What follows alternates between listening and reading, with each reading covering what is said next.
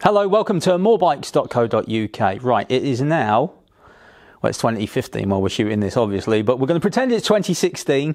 Welcome to the new year. Your New Year's resolution is for you to go touring, for you to go and do an adventure ride, for you to get abroad or do a big UK trip. Nathan Millward, the excellent global tourer, is still here with us, and he's here for one good reason. Nathan, if we were in the pub right now and I said to you, right, I want to go and do a trip, it's my New Year's resolution, I'm going to do one.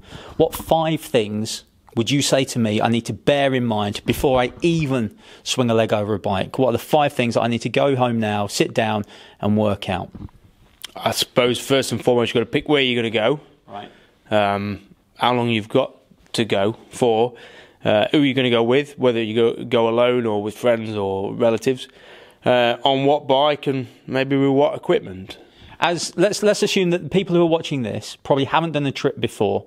You know, and it's just one of those bucket list type things. It's the new year, New Year's resolution. I am going to do a trip on my bike. Doesn't really matter what bike they've got, they're going to do a trip on it. If you were going to give them some advice as a first trip, let's start with that first thing. Where are you going to go? Somewhere fairly easy and accessible, where would you suggest? Scotland, yeah. I think it's a great place to cut your teeth if you've never sort of gone away on a bike, because living on a bike, whether it's for 2 days or not, it is very different. You know, you've got to take all your stuff, everything you need to survive for them days, and it doesn't matter where you go, just as long as you get used to living that existence, not having a base, being a long way from home. Whereas if any, you know, as soon as you go 200 miles, 100 miles from home, that's it. You kind of you're like a boat in an ocean, I suppose, aren't you? So you've got to get used to feeling that sense of isolation, loneliness maybe, or vulnerability. I mean, it's vulnerability which it hits you most, especially if you're solo on a bike. I think that's why a lot of people go in pairs or large groups, because they avoid that vulnerability. But that leads us on to the second point you raised quite nicely. Do you go on your own or do you go with family and friends? What would you recommend? I mean, it's down to what you personally, and I like doing it. That first trip I did solo, I couldn't have done it with anyone, and to be honest, I only could do the second trip with someone because it was the person who became my wife. Right. So, and it was beautiful to do it with someone who fitted that description sort of thing. Yeah. I couldn't do it with just random people or associates or. Yeah. I think I'd have to have a very strong bond with that person to. You're not the type of rider who goes out with somebody else on the bike, are you? No, either. You lose that independence. I mean, doing a bike trip, going anywhere on any travel trip, is about independence and finding and testing yourself, challenging yourself, having to make decisions, and having to survive. And maybe if things don't go to plan, and the more people you've got, the kind of more you can shield yourself from that, and you just move along in a pack. And you think, well, surely the next step's got to be doing it on your own, possibly, because then you're far more immersed when you're on your own or in twos or something. You lose just that rawness about it, don't you, as well? That connectivity with what's going on around you, I guess. But then it's everyone's different. There's people who said to me recently, and he say, I couldn't do a trip alone. I like being with people. I don't know how you could do it on your own all that time with your own thoughts and things. I'd do it if I could find a group of people. So that's his prerogative, and that there's nothing. I mean, there's nothing wrong with either. I think the sad thing sometimes is that people will say they want to do a trip, but they're waiting for the mates to commit, and you know, they've said they're going to do it, but then they'll drop out. So that person who desperately wants to do it is sort of reliant upon those people around him who aren't committing one way or another. Yeah. And sometimes that person is just got to go, well, I'm doing it, and if it means doing it on their own, they've just got to go and do it. Yeah. Because you could wait for people. You know what it's like. You know, people say they want to do something, and then they don't really. They just kind of. Yeah, they're saying it to keep you happy, aren't they? They will do it eventually. You just got to go and pop in and get out. And I think also, if you've got a strong desire or a dream to do a particular trip, and it's your dream, then you've got to be careful of people wanting to gate crash on that. You know, oh, I'll come along with you, or because it can be hard work on the road to deal with somebody else's personality and interference, because they wanted to do one thing and they wanted to stop at certain points or go in a different direction, and you're wanting to do something completely different. And sometimes that composition can be quite awkward, and then what do? You either compromise your trip to keep them happy, or you go your separate ways and fall out. So sometimes you just got to go on your own. Yeah, fair enough. And the important thing is you're never alone on the road. Once you're out there, you meet people day in, day out. Every time you stop, everywhere you go, you'll meet people. I've probably met more people solo than you do as a pair. Yeah, so you find you're talking to people. Yeah, they'll talk to you. When you're on your own, people will see they don't see a threat in a single person. They'll see, oh, come come in, and that happens wherever you are in the world. Whereas if there's a group, I think they're probably more nervous of a group. Yeah, absolutely. Harder to get on with. And I don't know, it's a funny way the world works. If anything goes wrong and you're on your own, something always transpires. Somebody will come along and help you out. Yeah. It's just the way it works. Yeah. So you've got to try and overcome them fears of people. You fear breaking down. Or what if I break down in the middle of nowhere?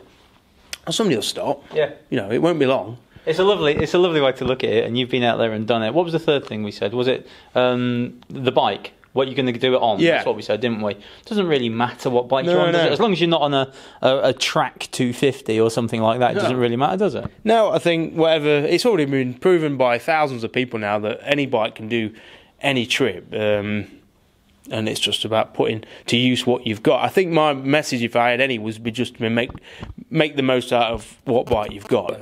I mean, there's people like Jack Lucas and going around the world through places like the Congo, the dirt tracks of the Congo on an R1 with road tyres on it. So if he can do that, then... If you can go from Sydney to London on a posty 105cc bike, anyone can. Yeah, they can. And so maybe stop worrying about the bike and just ride, really. I mean, we've got to get back as motorcyclists. As motorcycling is now struggling with the numbers and the new members, I think we've got to, as an industry, as a sector, we've got to get away from this power and bike and cool. It's just about riding a bike and the freedom of riding a bike, and that's what's going to entice a 17-year-old onto a bike. A new R1 really ain't going to excite that many new 17-year-olds, but that freedom of a bike and where a bike can take you, and a moped riding around Thailand or Vietnam is what's going to excite a 17-year-old potential biker. And I think as a group of bikers, we've got to encourage it. When I got this, people are saying, "Oh, you shouldn't have got that. Why have you got that?" And it's like, it doesn't matter. It's just a bike. Yeah. Get over it. It's a bike. That's a lovely way to look at it. It's just a bike. As long as it's two wheels underneath, you get out and ride the damn thing. It doesn't matter, does it? Just ride it. It doesn't matter at the end of the day. So that's where you're likely to go if you want to. Who you could go with, the options, the bike that's underneath you. Planning really is kind of it. I mean, because you've got to work out your finances. If you got a lot or if you got a little, you still got to know where you're spending it. Yeah, I think finances are an important consideration. However you're going to finance it, but you work out your daily budget and you'll stick to it. I mean, we worked out for that America trip. We had $100 a day for food, fuel, accommodation, and everything. So you learn to live to that means. On the Australia trip, I had £10 a day. And the beautiful thing is, once you're on that trip, no matter what your budget is, you'll live within those means, won't you? Because you've got to. Whatever it takes to get over your mental It's just that barrier. First step, isn't it? Yeah, and get something booked, put it on the diary, mark it on the wall chart. That's what you're. That's it, and everything else will work. Your bike, your equipment, and your clothing, that'll all just fall into place because it's got to. Because on that day you're going. Yeah. I mean, again, with this America trip, we booked flights in about 10 days' time, and that's it. Right, what do we have to do? We have to get some panniers and take it down to the shipping agency, and that right. But that could have took a year to plan if we'd have had a year. Exactly, or it would never happen if you hadn't booked something that flight. And you didn't have that focal point. Yeah, it's tricking your mind, and like I say, I still get as nervous as anyone about doing.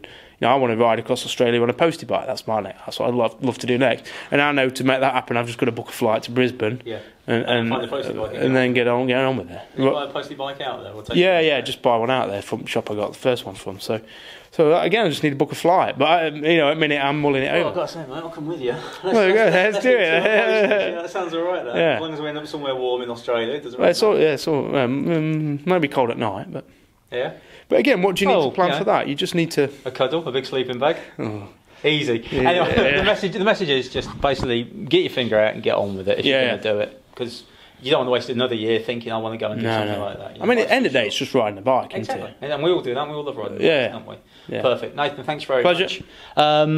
Just before we go, a quick reminder that if you want to follow up more on Nathan's trips, he's written a great series of books. Long ride home. Long ride home. But I'd just say watch that video. We've got the video. We'll link to that under this story. Because that does a better job of summing up my trip than I did in 2 books. So just watch that video. And I think it's 14 minutes. 14 minutes. There you go. Saves yourself 2 books and. Don't listen to him. Buy the books. The books are great as well. You can find those at nathanmillward.com. Yeah.